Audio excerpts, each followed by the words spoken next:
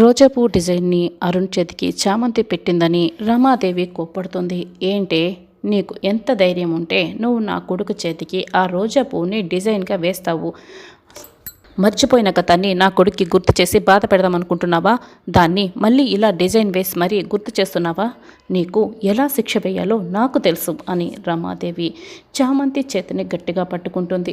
అమ్మగారు, వద్దమ్మగారు అని చామంతి అయితే ఇక వేడుకుంటూ బతిమలాడుతూ ఉంటుంది. రమ వదిలేసి అని హర్ష చెప్తూ ఉంటాడు. రమ అయితే అసలు పట్టించుకోదు. దీనికి ఎలా బుద్ధి చెప్పాలో నాకు తెలుసు, రావేరా, నీకు ఎలాంటి శిక్ష వేయాలో నాకు చాలా బాగా తెలుసు అని రమాదేవి చామంతిని ఇక బలవంతంగా కిచెన్లోకి వెళ్తుంది. అక్కడున్న ఒక అట్లకాడిని స్టవ్ పై పెడుతుంది. చాలా బాగా వేడి చేస్తూ ఉంటుంది. అది బాగా ఎర్రగా కాలిపోతూ ఉంటుంది. ఇక దాన్ని చేతిలోకి తీసుకుంటుంది. చామంతి చేపట్టి లాగి, ఇప్పుడు దీంతో వాత పెట్టాను అంటే అప్పుడు కానీ నీకు బుద్ధి రాదు, ఇంకోసారి నువ్వు ఇలాంటి పని చేయవు అని రమాదేవి ఆ అట్లకాడిని చేత్తో పట్టుకుంటుంది. వద్దమ్మగారు, వద్దమ్మగారు అని చామంతి అయితే బతిమలాడుతూ వేడుకుంటూ ఉంటుంది. అప్పుడే అక్కడ చూస్తున్న హర్ష అయితే రమ, వద్దు రమ, నా మాట విను అని చెప్తూ ఉంటాడు. చంద్రిక అయితే బాగా కంగారు పడుతూ చూస్తూ ఉంటుంది. ప్రేమ్ అయితే దూరం నుంచి బాధపడుతూ చూస్తూ ఉంటాడు.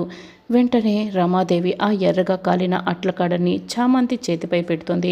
చామంతి అయితే నొప్పితో విలవెల్లాడిపోతూ గట్టిగా కేకలు పెడుతూ ఆ బాధను భరించలేక, ఆ నొప్పిని తట్టుకోలేక విలవెల్లాడుతూ గట్టిగా అరుస్తూ ఉంటుంది, ఏడుస్తూ ఉంటుంది.